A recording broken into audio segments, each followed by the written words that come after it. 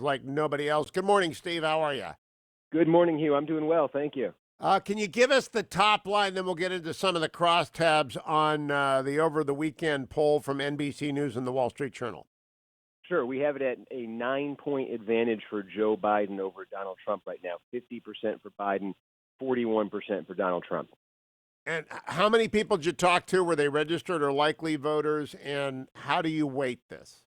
Yeah, you had 900 registered voters in this. This is a registered voter survey. And this is, we have been looking since 2016. I think there's been a particular focus in the NBC Wall Street Journal poll at trying to get the non-college white voters. You remember in 2016 we had this gigantic split that emerged between college-educated white and non-college white. It's been growing for a while, but it exploded in 2016. I think there's been a lot of emphasis in the NBC Wall Street Journal poll and in other polls since 2016 in really trying to make sure we capture that non-college white group in particular, which I think, in 2016 there might have been an issue there. Now, tell me if Senator Harris's elevation of the ticket had any impact, or did the polling go into the field before that was named? Yeah, no, this was taken August. Ours was conducted August 9th to August 12th, so you're not really getting a Kamala Harris effect in there. If you take a look at our poll last month, we had it at Biden by 11 over Trump. We now have it at Biden by 9. And again, looking at the dates there, you're not really getting the Kamala Harris effect, if there is one. So Steve, it moved towards Trump, but it didn't move that much towards Trump. It doesn't have the Harris involved in it. Does it have? It can't have the peace deal involved in it either, even if the peace deal doesn't make much of an impact, though I think it will have some marginal impact in some key states like Florida, but foreign affairs typically don't. Do vice presidential selections typically impact this? Yeah, typically I would say they don't. The one thing I would say is, normally we do get the vice presidential announcements right at the time of, a couple of days before the convention. And often there is a convention bounce. So I do wonder sometimes if the news attention on the vice presidential pick, is part of the convention bounce. Obviously this one is, we're getting this less than a week. This Harris pick is coming in less than a week, before the Democratic convention starts. So if we get to the end of this week, if we get to next week, and we start seeing an expanding Biden lead, I think I would wonder a little bit if there was sort of a combined, vice presidential pick / convention bounce. Now, Steve Kornacki, the convention bounce is because, in Hugh Hewitt's world, ubiquitous coverage brings marginal voters to you. There won't be ubiquitous coverage because there isn't a floor, there isn't the hoopla. I started covering conventions in 2000 in LA. I love going to them. I'm not going anywhere this year. I don't think you're going anywhere. Even when the Democrats met 4 years ago, I was at 30 Rock doing nightly updates for NBC News. There's a lot of hoopla. Even the Republicans watch the Democrats and vice versa. This year, I'm going to be watching baseball. So do you expect there to be a bounce? Yeah, I mean, look, I guess it's a great political science experiment. What if you take all the energy, all the crowds, all the noise, all the hoopla, as you say, out of the conventions? Can you still get a bounce? I guess I'm open to the possibility only from the standpoint that, I know NBC and other networks are going to be covering each of these conventions, I think an hour, prime time each night, which is not far off from what I think you're getting for a normal convention. The speeches themselves won't have that sort of atmospheric energy that you normally get with the convention speech. But on the other hand, people are home these days. People aren't going out nearly as much. So I do think there's an opportunity there for these conventions, even if they're less exciting to watch. I think there's at least an opportunity for these conventions to be noticed by people who are just home because there's nowhere else to be these days. So I'm open to the possibility that does have some kind of effect. But yeah, I think going into it, if you had a gun to my head, my guess would be you're not going to see much movement. Let's dig into this, Steve. The things I remember the most from 20 years of convention. When was Clinton's second convention? When he 96, yeah. 96. So I started in 2000. I've been doing 20 years of conventions. Is the Sarah Palin acceptance speech, which raised the roof at the St. Paul Excel Center. I mean, it just took the roof off of the place. The Barack Obama 2004 speech when he was not a candidate at the Fleet Center, which was even a greater earthquake. And then in Cleveland 4 years ago, when Donald Trump did the WWE entrance, which I just have never seen anything like it at a convention, these are moments. I don't think you can create these moments. And you might have an hour on each of the networks, but there's Netflix, and I'm watching season 5 of The Wire, and I just don't see it happening, Steve. I don't think it happened for Donald Trump either. Do you? Yeah, no, I mean, I agree. I say my guess on this is that there's a certain energy, when you watch these things, the way you're describing it there. A speech delivered with 20,000 people erupting into cheers, every, 45 seconds or so. I was just watching some of the old ones. I've been watching a lot of old convention clips lately, and you see those sweeping camera shots that take in the entire crowd. And I think, yeah, as a viewer, you do kind of get drawn into that. And I think maybe a better, analogy for these convention speeches that we're going to be seeing the next couple of weeks. Think of the State of the Union response.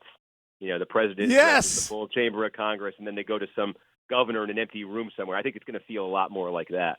I got to tell people there's no lonelier place in America than Radio Row for a conservative talker during a Democratic convention. So I'm on the fourth floor of the Fleet Center, and I'm wrapping up my show just as then State Senator Barack Obama walks up. And there's always that entranceway in any arena where you walk up to the opening. And so I went up and stood, and the whole building shook when Barack Obama talked. It was, I think, probably the most amazing speech I've seen in my entire life. Sarah Palin came close in 2008 when she accepted because she had the crowd eaten out of her hand. And so I think that comes across in TV. That's why we watch live sports, Steve Kornacki. I think that's why we watch, the Super Bowl. Yeah, no, and I mean, again, even I've had the experience just watching some of these NBA games, watching some of the baseball games. Not that I know they're trying to have the fake fans, but the experience of not having that authentic, crowd energy there really does, at least for me watching it, really changes the experience of it. I think takes a lot of the excitement out of it. And I got to imagine that's exactly the same with these speeches. I mean, right? You mentioned Obama 2004. That's the other thing conventions have done in the past. It's not just about the nominee that year. Oftentimes it launches political careers. The famous one besides Obama, Mario Cuomo for the Democrats. You go way back to 1984. He gave a keynote speech that year. He could have had the Democratic nomination for president in 88 or 92. He never chose to run, but that one speech, made him the go-to Democrat, really for a decade. And at the same time, the 1988 speech of Bill Clinton, the one that's still going on. Right. It is. I mean, conventions are full of lore. Of course, you weren't even born in 1968. I'm 12 years old, and I remember watching an abject fascination at Chicago dissolved into mayhem. I think we are spared a riot this year in either Wisconsin or North Carolina. There would have been a great deal of pressure with the urban unrest we see right now to have gathered in these places, or Jacksonville, but they will nevertheless be missed. Back to the polling, Steve. How many more times will NBC and the Wall Street Journal go into the field between now and the election? I don't. Pardon me. I don't know the answer to that yet, and I think there's still some fluidity there. But there'll be more. I can tell you that. And do you expect the peace deal between Israel and the UAE is the first in a quarter century? I saw Chuck Todd yesterday with Robert O'Brien spend the bulk of the time talking about this. It is unprecedented. When you have Tom Friedman and David Ignatius praising the president, people look up and say, what happened? Does that have any impact on polling in your view? It's another one of these. Let's see. My instinct on it is, like you say, minimal at best. Just given the nature of the pandemic right now, Trump himself as sort of a character has overshadowed, so much else the last 4 years, and it's just not been. I've not seen in the last 3.5 years. I've not seen foreign policy, even potentially momentous, foreign policy events really shake the polling. So as significant as the news is, I think my default on foreign policy the last few years has been it just doesn't move much. Unless it's 9/11. Last question for you. When you dig into the crosstabs, is there anything that would suggest to you that the COVID is a particularly negative impact on the president's numbers? Yeah, I mean, we ask which candidate would you prefer to handle the coronavirus? Biden 49%, Trump 33%. And if you contrast that with the issue Trump wanted to be running on this year, which was the economy, we ask the same question: who would you rather have handling the economy? it's Trump 48, Biden 38. So there's still a significant, in our poll at least, there is still a significant advantage for Trump on the economy. It just looks like that coronavirus issue being front and center, the voters' views of Trump on that still very negative.